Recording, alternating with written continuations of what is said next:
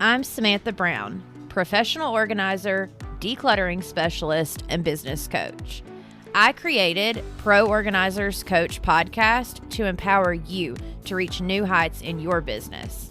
I am on a mission to build a supportive sisterhood of passionate professional organizers. So whether you're a seasoned pro or you're just getting started, this podcast is for you. Hey friends, welcome back to the Pro Organizers Coach podcast and YouTube channel. Today I have Kiera with me, and she has a huge business that I'm so excited to talk about. We're going to talk about expansion today. She ended up expanding in her territory. She's expanded her services, and she's expanded to a team. Kiera is a board certified professional organizer, and she started Decluttering LLC in 2019. She just now launched Decluttering New England LLC. She worked in marketing management for consumer product companies like Elmer's and Bath and Body Works for many years.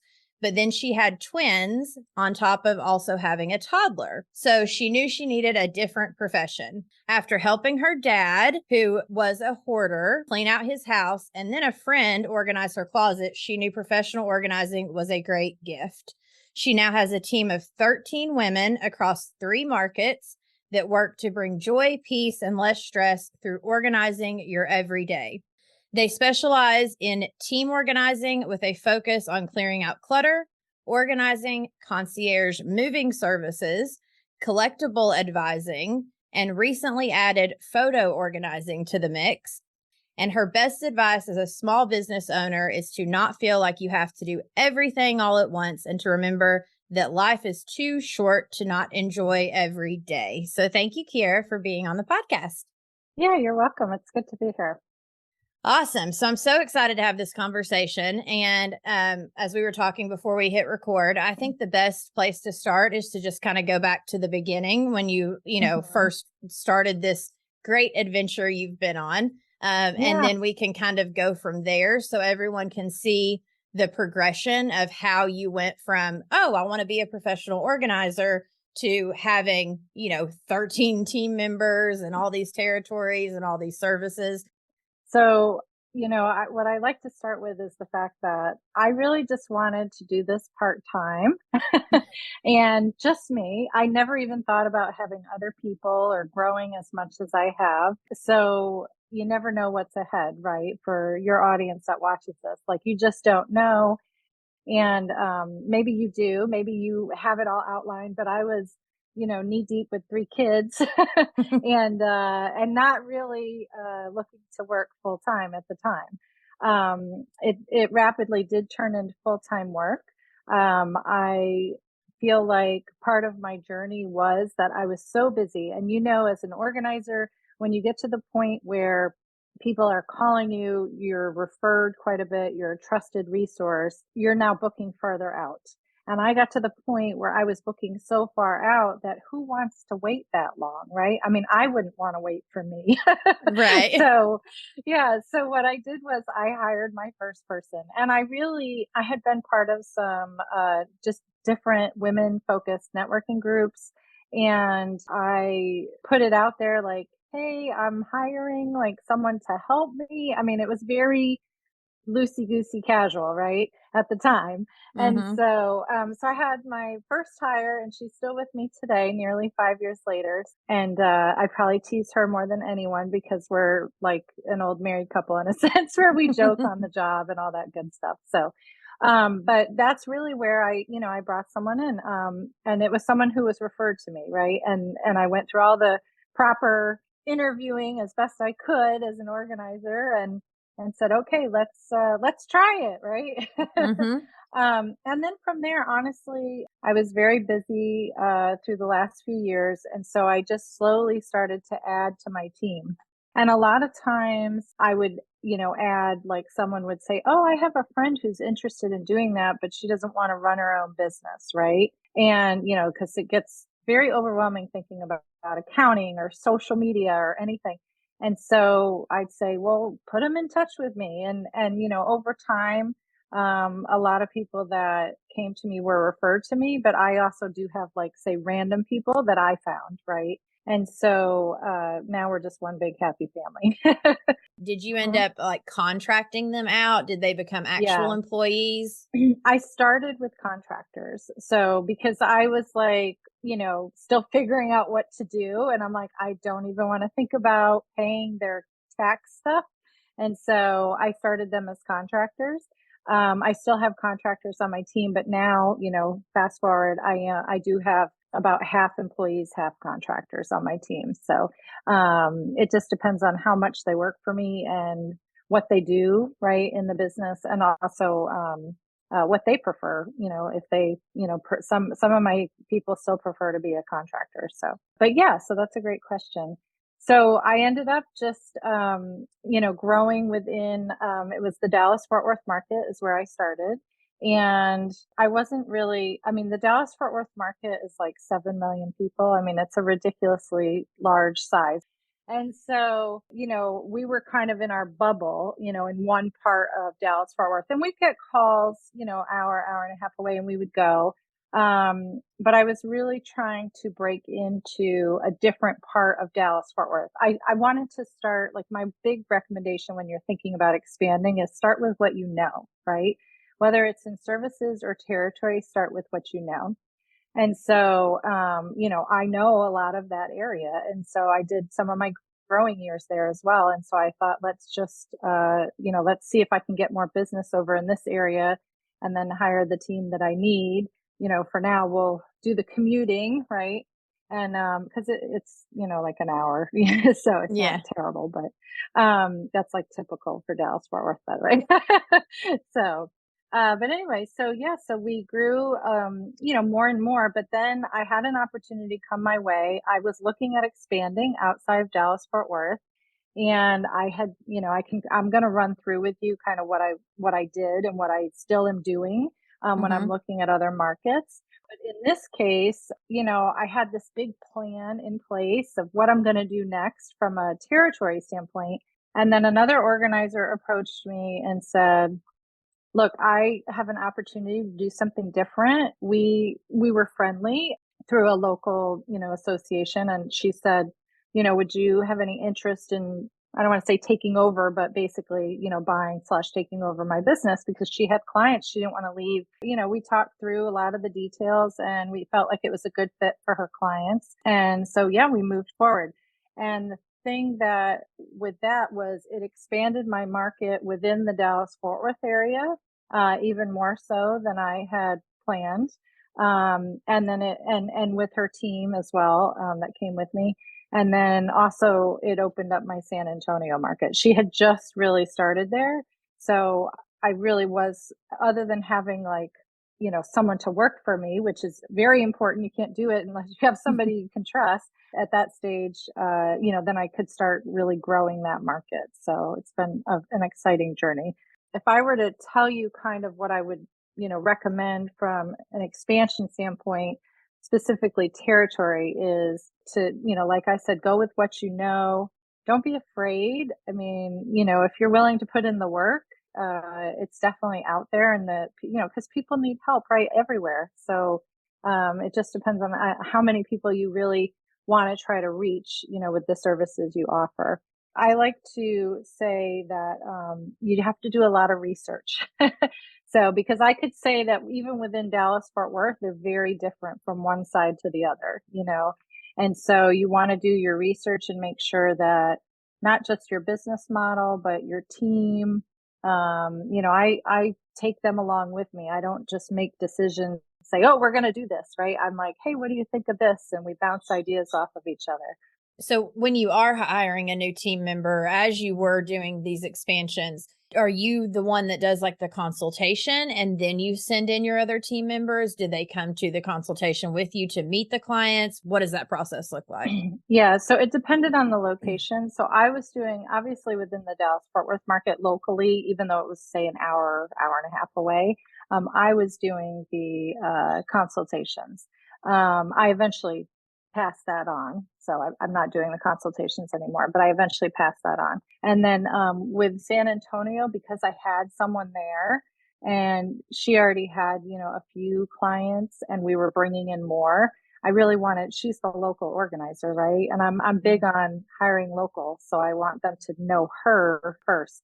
So she does the consultations there. So, and the work and all of that. And so then hmm so everything falls under your LLC. It's hmm still it's almost like mini businesses under your hmm big umbrella, right, essentially. right, exactly. I'm super hmm curious. I'm actually getting to a point where, especially with the podcast and stuff, that I hmm really do need to start looking into, at least bringing on maybe some assistants or like people. But you almost feel like, or at least in my experience, the way I'm feeling right now is like, oh, well, I don't know that I can guarantee a ton of hmm hours, right? Yeah, Because right. you hit that point, but it's kind of Yeah, what you said, where I'm at a place where I'm so booked out that, but it's not 100% consistent always. right, It's right, getting there for sure. right. But I've had a lot of like people reaching out to me recently that are wanting to start using me for all these different projects and different things. And so I get being like the face of it, but then it's so hard when it's been just your baby, just your thing, to be like, hmm okay, now let me find someone else that I would trust to represent my Right, business, myself, all the things. right. So I think a professional organizer's biggest challenge is that we think no one can do what we do, like individually, right? And yet, how many are there of us out here, Oh, right? absolutely. So we're kind of our own worst enemy. You know what I mean? So I recognized that early on that I I mean it took a lot, don't get me wrong. My first couple people that I started passing things to, I was like not trying to hover, but let's say I was hovering, but I wasn't micromanaging, right? So Mm-hmm. I was really, it's nerve wracking, right? But the one thing I would say to you is that, like, my business model, I thought about who am I as a business, right? When I started this, I wanted part time work. I wanted, to make a decent money, but I didn't want to be so overwhelmed by the business that I couldn't spend extra time with my kids and my husband, right? I would say there's probably a year or two in there that I was not following that, but I got back on track. Okay. And I continued to expand. So I feel like, now I'm good. I'm rolling. Mm-hmm. But what I would say to you is start with, like, I think part of where we can't guarantee hours, there's lots of people out there that are just looking for part-time work here and there. They have a strong work ethic, but maybe they worked in a different field. Whether, I mean, I have people in the medical and law field that now work for me, right? I have some former teachers, and they didn't want to work those kind of hours anymore, right? And so they had an opportunity to be home, but they still wanted something part time here and there. And obviously sometimes the here and there is more, and sometimes it's not. And so but there's plenty of people like that. Everybody has such a fear of it, but that's how I like think about how you started, right? Mm-hmm. And so that's really how you want to grow, like base it on your model. So my model is I hire mostly women who are part-time, right? Who are looking for part-time work. They don't necessarily need the guaranteed hours, but they have a strong work ethic. They like to work. They feel good about helping people. I mean, obviously in our profession, they feel very good about helping people. So yeah, so then it's just kind of finding the person that fits well with you and that you can teach, right? Because, organizing is a skill, and it is a skill you can teach. There are different levels, right? That everybody kind of comes out on the other end. But, and we all have our strengths and weaknesses, even amongst my team, right? We're all not like perfect. I'm Right. always like, perfection is not what we're aiming for. I mean, No. obviously some of those photos look perfect, but some of them don't. Hey, a client had a budget. We had 5 hours. We did everything they wanted. They are happy. Maybe we wanted to do more, right? So Always. it's just, Yep. yeah, right. So it's the same thing hiring people. You just have to kind of put yourself out there and kind of think about who's the person that you'd want to hire that you would trust. And Yeah. I mean, I will say I'm very lucky. I found some great women, and I'm thankful every day that I have the team that I have. So Yeah. Well, and I love that because honestly, like as we're sitting here talking about it, because sometimes when the thoughts are in your own mind, you kind of Yeah. get stuck a little bit, or you can get stuck in those thoughts. And sometimes just talking it out helps, which is why I love coaching so Hmm. much, because it Right. helps so much. But even just as you're talking, like I teach other women to do this, in my Right. group coaching community, in my one-on-one coaching, Right. like I know how to teach people to do this. Hmm. And whenever it comes to exactly what you said, where I'm sitting here thinking of other people that I'm like, I know I would be able to trust them. I know I would be able Hmm. to, trust them with my clients.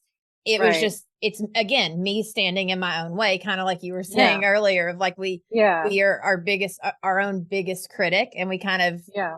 overwhelm ourselves Mhm. Right. unnecessarily sometimes. Right. The Pro Organizers Academy is your one-stop solution to turn your dream into reality. Step 1 is our comprehensive How to Start Your Professional Organizing Business course that gives you the tools to create a thriving business that will make a difference in your clients' lives. You'll learn how to launch your business and how to work with clients, including the paperwork. Step 2 of the Pro Organizers Academy has you becoming a part of our exclusive group coaching community, where you'll find support, inspiration, and guidance from both industry experts and your peers. This community is more than a network. It's a family dedicated to helping you overcome challenges and celebrate your successes. The relationships that you build will be instrumental as you grow your business. Then step 3 helps you create a website that converts, because in today's digital age, having an online presence is crucial. So in the website course, you get a website template specifically for pro organizers along with the teaching videos. This course ensures your online platform becomes a powerful tool for your business growth. Build your foundation the right way with courses, community, and coaching so you can streamline this part of the process. Go to proorganizersacademy.com to join, and I will see you there. And the great thing is you have technology, right? So like when I first started sending my team out on their own without me, honestly, it was forced. I broke my wrist. So Oh. it was like, I don't have a choice. This is years ago, but I'm like, I don't have a choice. I mean, I was able to eventually go out, but I was one-handed, right? So, um, but those first few weeks we had clients, somebody had to fill in, and they were trained, they were ready. I just wasn't ready, right? And that's where I realized, like, this is silly. But there, we would use WhatsApp, and we would video, and I would kind of say, okay, just move that basket like 3 inches this way. I mean, it was so silly, right? But that's how I am. I like things a certain way, and they know how I like things, and now they do it without me ever having to prompt. I mean, actually, I know when new people start, they tell me, oh, I heard them, so and so say, oh, Kira only likes it, this way, so we've got to change it. I'm not even there. I'm not even there. I might not have talked to them for a month. Yeah. So, but it's the same thing with hiring like help, whether it's on the office side or with, the actual physical organizing. And then sometimes I would just stop in, right? Because I love the clients, right? I mean, that's the best part of professional organizing, is interacting with the clients. And so, I would just pop in and, because think about when you hire a contractor to do something in your home, right? If it's not like a one person job, usually the head guy will stop by and check on his team, and that's what I would do. So, I love I that, don't, because I guess, like, yeah. in my mind, I was kind of thinking it had to be either us together or just them or just me. Like, I've never thought about the fact that, like, oh my gosh, they can be there. And like, I do virtual coaching sessions all the time, like Hmm. virtual organizing coaching. Right. And so I know I can hop on video and, like Right. look at the technology and like be like, oh yeah, Hmm. do this or that. So those are some Right. great tips. I love that. Yeah. Um, Yeah.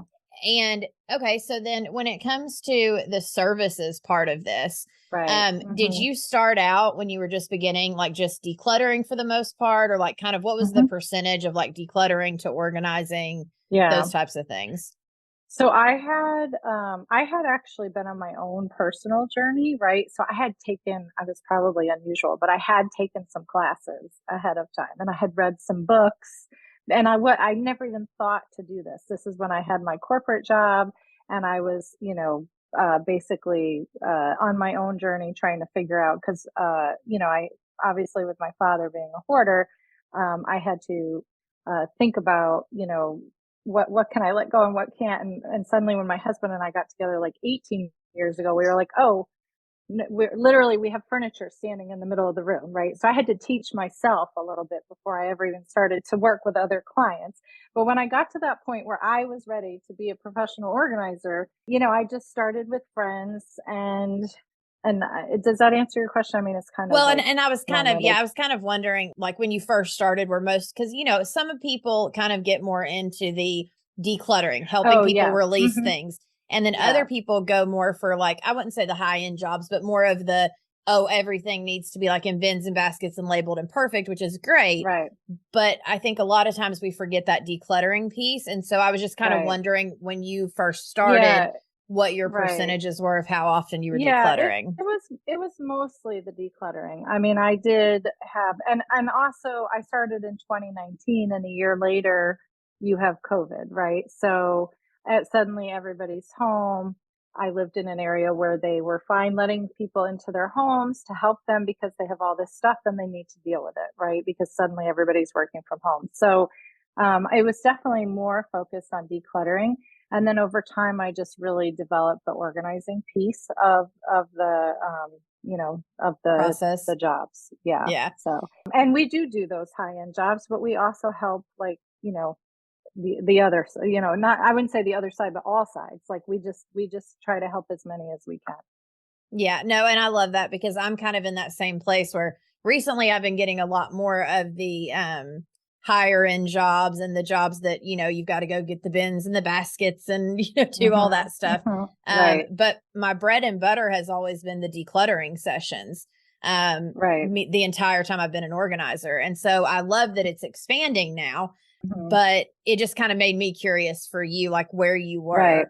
And now that Right. you have a team, what is it still like would you say it's kind of like 50-50, or like are you getting kind of, Yeah, I would say it's 50-50. We get the decluttering and organizing versus like much more focused on the high end organizing.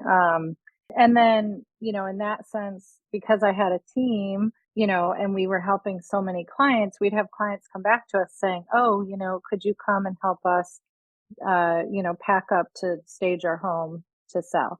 Oh, well, could you now come and help us unpack, right? So suddenly we were doing more, and we would tell them, "Hey, we've only done these a few times, especially in the beginning. I had to change my insurance, business things too." But we would tell them like, and they didn't care because they're like, "You've been in our house, everything is organized, you've touched almost everything, and so we want to be able to get to our new home and just hit the road running or whatever, So it was just one of those things that it was a natural evolution. But also some of my team had said, hey, I would like training on how to really pack, like a really good packer would learn, right? And so I would seek out, and provide that training. Not me myself, I would pay to have someone come and provide that training. Recently, we launched in September photo organizing. That has been a huge undertaking to try to get to where we can really feel confident that we are going to do a great job because photos are special, right? They're memories. So, mm-hmm. and so we did a ton of training. And it was really because somebody on my on my team said, hey, I'm kind of interested in this. And I personally had no interest in photo organizing. I'm not your photo organizer personally, right? But I love my team and I want to support them. I said, okay, let's do it, And so, we joined a group, we got the training and everything we needed. And so now we're, organizing photos. And it's funny because like we were starting to do that anyway with some clients while on the physical photo side. So it was really just adding the digital and then just perfecting the process, right? Based Yeah, on the training. So I yeah. love that. And honestly, both of those things, I think, like as you're sitting here talking, would be great. I have my group coaching community, the membership Hmm. where the women come in. And then one of our Tuesdays that we meet is a workshop where I bring in someone with a specialty in something that's going to help us.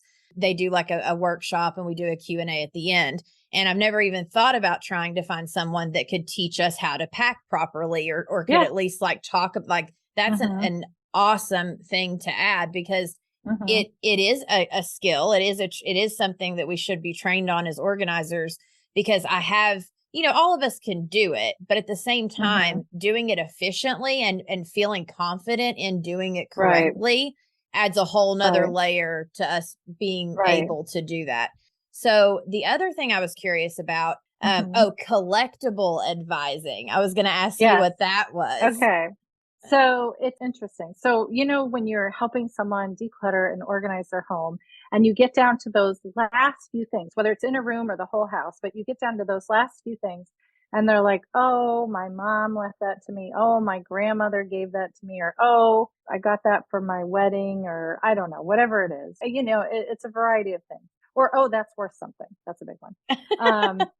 And you're like, okay. We don't know, right? I mean, we're not the experts, right? So I had the opportunity to bring in someone in the Dallas-Fort Worth area where I was like, hey, could you, he works in this field. And I said, hey, could you come in, and talk to my clients about their collectibles and collectibles I use very loosely. It could be, baseball cards. That's a collectible. A lot of people think of that. But it's also jewelry. It could be just a handful of watches. It's really anything that people are afraid to let go of that they think has a value. It could be their china. And, he is an expert in a lot of things, but he's also an advisor. He has a network. So fast forward, COVID hit, and a lot of his business did shut down. And he said, you know what? And he was getting older. He said, you know what? I really want to actually teach other organizers, because I've been doing this for you. I would like to teach other organizers how to do this yourself. And so he started what's called the Keys Guild. And I was his first member because I said, hey, and I've learned a ton through that. So like you're helping a client and maybe their china isn't worth anything, but we learn through the training we get with that association that we're able to evaluate their jewelry. Now some things we don't have to evaluate. We can bring it to somebody else. Sometimes we're just referring them because he has a nationwide network and we're building on that as a group, it's grown since I think it started in 2021. And so, so now, he's had all his local experts, but he also had nationwide. And now that's grown based on all the people that have joined as well. And so it's been really great because I had a client one time say to me, she was this cute older lady and she said, she had a garage, like a 4-car garage, just full, totally full. I can't even get in there. I know what's in there, but I don't know what to do with it, that kind of stuff. Oh, yeah. And she's like, I have some of my mother's gold jewelry. People think, oh, you could just go to a buy sell place. Well, through here, we're able to give our clients a lot more. Like I have a philosophy. I'm not going to help clients on this part of my business unless we can get them more than they can get anywhere else. Okay. So that's sort of my, philosophy. And that is the way they teach, but it's up to each member how they want to do their business. So I had this woman and she's like, will this jewelry pay for the garage? And I said, I keep it separate financially. I'm going to quote you and I'm going to bill you and I'm going to do all these things. And if you hire us, and I knew she was going to hire us because we already worked on the inside of her home. But then I said, and then this, well, that jewelry like more than paid for the garage. So, and she felt so good about the money that she got for that, and she was like, and it was like clip on, she's like, I'm how old and I'm not even ever going to wear this.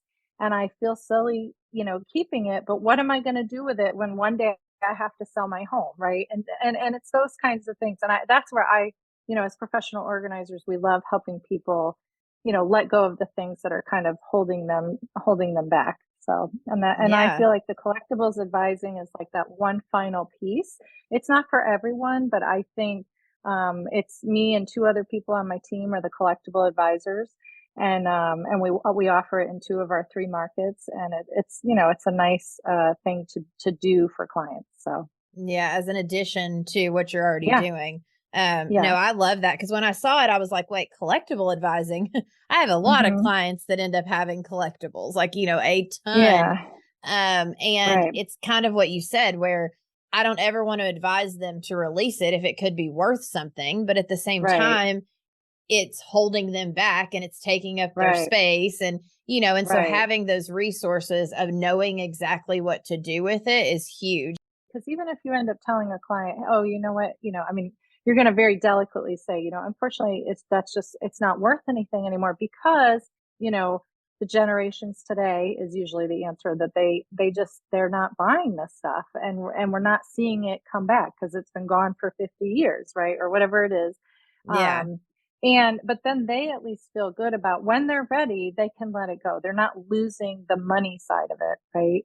So, obviously the sentimental side is different, but at least they can feel good if they're keeping it or letting it go. And, Hmm. 100%, I would love to hear more about that. I'll get the information from you and then maybe I Yeah, can look absolutely. into it and maybe even like have him on the Yep. podcast or Yeah. do something because I know for a lot of us when we're working with our clients, we get stuck in that spot. And so anything Yeah. I can do that can bring more, awareness to Right. everyone, that's listening and Right. and all my girls in my membership and stuff. Well, and I think a lot of organizers, I feel like quite a few when you're first starting out, you kind of end up going down that path of trying to sell stuff for them. And this isn't really that. You know what I mean? This gets you out of that and gets you focused on the things that are worth something, or you at least learn to recognize what's not, or you have the expert who can help you. And so I think, and it definitely financially does help your business. So, No, I think that's great because a lot of yeah. us, we have definitely realized, especially in the membership and me and my business, just, when I say Mhm. we, I mean like all the women I interact with and Mhm. help and Yeah. stuff. But, a few of us have tried over time, like, oh, well, maybe it's worth this, or, let me try to sell things for you. And it never fails. It does not work. Right. Like it can work, but I don't think a lot of people realize how much effort and time and energy that you are going to be putting into trying to sell someone's Right. Nike shoes or this, that, or Right. the other. And so I Right. took that out of my business completely. And I Right. just, I Mhm. just told them, if you want to make a pile of the stuff that you would like to sell, the way I advise my clients is okay, we can do that, but put a date on it. Like if it's not Right. sold by this date, go ahead and release Right. it because if not, it's 5 years from now, you're going to call me back Right. and it's still going to be sitting there. Right. Right. No, that's exactly true. And that's why I mentioned that because kind of all go down that path, right? I did it for a short while and then, but in the end of the day, what we're trying to do is help our clients let go of the things they don't want, keep the things that they enjoy, and also feel good about what they do let go of. And so I think that that's a nice thing to do for your clients, as well as not get you sucked into that time consumption of something, Yeah. of Well, trying to help them sell. yeah, and the other thing I've learned over time is to like I kind of go ahead and remind them, here's what you're Mhm. committing to. It takes don't Right. forget it, you're going to have all this, that and the other happening. But then, even if I can find a place where I'm like, okay, well, what are you passionate about? Like if we found Mhm. a place like that, serves and helps like abused women and children, would that help you release some more of this stuff? Right. Because Right. sometimes I've found with a lot of clients that are more wanting to hold on to things, if they Mhm. know the purpose of where it's going Right. to, they are Right. way more willing to give because they know they're helping someone else. Right. Exactly. And sometimes it's just about the dollar. With helping clients feel good about it, it is all about where you donate, ultimately who it's helping. But what I use my husband as the example. And at the end of the day, how much am I going to get for this? Because I think it's worth something and I don't want to let it go. Right. Yeah, so, absolutely. so Well, yeah. and that thought of like, is Yeah. this worth something? Or I paid this for it, or like we all deal with those thoughts, and so do Right. all of our Oh, yeah. clients. Yeah. So the Right. more Exactly. the more skills we have to handle those conversations because we know they're coming, the better Right. off we are for sure. Awesome. I mean, I thank you so much for sharing like everything that you Yeah. have. But what I want to Hmm. remind the listeners is you literally took it one day at a time. You took it Right. as it came. and you built Yes. on what you had going on in that moment, and then you took the next steps. It Right. didn't just happen overnight or all within the first few months of your business. Like, you've Right. got to get those foundational pieces in order. So as you Right. do start to grow and to build and to, get higher and more people, the foundation doesn't fall out from under you. No, absolutely. And the thing is that if you're building a foundation within your own market and within your own services that you start with, it becomes much easier to build the foundation with additional services or additional territories because you have that foundation. So like having a coach is a great way to go about, really building on what you've got and learning, right? I'm Mm-hmm. all about learning. That's why I always encourage my team, like, if you want to learn something, tell me because I can't read your mind. And sometimes I may not work with you for 2 weeks or 3 weeks or whatever, right? Yeah. So it's a process, and 5 years is not a lot of time. I'm going to be honest. I'm actually technically launching New England next week, but I just say sometimes an opportunity comes in your lap and you just can't pass it up. So Yeah. and that's what happens. And but I have the foundation, right? Like, we're still growing San Antonio. We're still growing San Antonio. It's doing great, but we're still growing. It's Yeah. What's the Mhm. territory of New England? Yeah. So New England is really it's Rhode Island based, and then it's which is the smallest state. So like we work in one of the biggest states, and now we're in Mm. one of the smallest states. But it's also parts of Connecticut and Massachusetts. And I mean, depending on, and it does include Maine, Vermont, and New Hampshire, but there is more travel involved in there. So, but Yeah. So do you yeah, have like so a partner that's like going to be up there, or are you going to be traveling up there, or how is that going to work? Cause that's a um, big distance. yeah, so it's actually me. So I'm the one doing it. So I had to relocate for my family, and I said, "Hey, this is great." It changed where I was going, where I had planned the next market, but it worked out. And my team is perfectly capable of running their respective, services and divisions, so to speak, or their branch. And of course I'm very involved, right, as an owner. Hmm. And I trust them, right? But of course you have to get to that point. You have to feel confident in the people you hire, and you have to trust them, and you have to train them. Yeah. They're going to give you what you give them, right? Yeah. So, Well, and not only um, that, but you have to know for yourself what you are doing first, like figuring yeah, yourself right, out.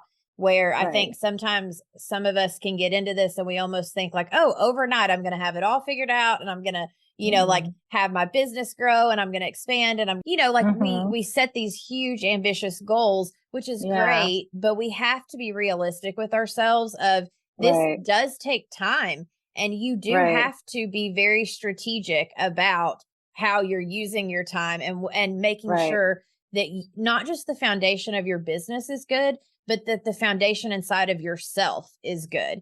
Because if right. you are not a Yeah. good organizer and business and Mm-hmm. working with clients for yourself, you can't Right, teach other people to do it or run a business of a right. team doing it Yeah, because right, they're going to right. take their lead from you. And that's actually one of my biggest tips is you have to invest in yourself before you can invest in a team. You have to really hone the things that you enjoy doing and really learn and elevate that service that you offer. And then when you're confident and comfortable, you move to the next step. Maybe it's just adding one person like I did. I mean, I never would have thought 4 years ago when I added one person that I would be where I am today. And also plans change. That's the other thing. I had very different plans of where I was going next. And that didn't work out because of relocation and things happened in our family, right? But I also saw it as a different opportunity. And I'm originally from this area, not Rhode Island, but this area. And so I know the market. That's the other thing. I know the market. I have friends here that are organizers, right? Because as an organizer, right, we love to connect and help each Oh, other and support each absolutely. other. Right. Yes. So hence why I'm here today. Yeah, recently there was a girl that's like right down the road from me. And she found the podcast and we were talking and like on Messenger, people reach out to me and I'm more than happy. Even this morning I was getting ready for my day and I had a girl reach out from the Facebook group, just needed a question answered. And I Hmm. absolutely answered it because I feel Mm-hmm. the exact same way. Like the more Right. that I can build and help other people grow, the more that my stuff will grow and the more that, we can Right. all help each other succeed Right. versus like competition or anything, for Right. sure. And I think the other thing is that from a client standpoint, when they hire a professional organizer to come into their home or small business or wherever you're working, it is a level of trust, right? It's much different than hiring a contractor. It is very much, you're touching their things. You're learning so much about them without them ever telling you, right? And Mm-hmm. so you want to make sure that you're helping other organizers around you, because overall our field, we want to build each other up. We want to build our field up. And the worst thing is you don't want someone to have a bad experience with, whoever that organizer is. And then a year or two reach out to you and it's like, well, but did you reach back out to them? Because maybe it's not the organizer, maybe it's the system. Things changed in your life, right? And so it's really hard to, it's not to say we don't help people when they've worked with other organizers, but I'm all for like, don't be embarrassed, right? As a client, don't be embarrassed. You should call that organizer. You should have them help you.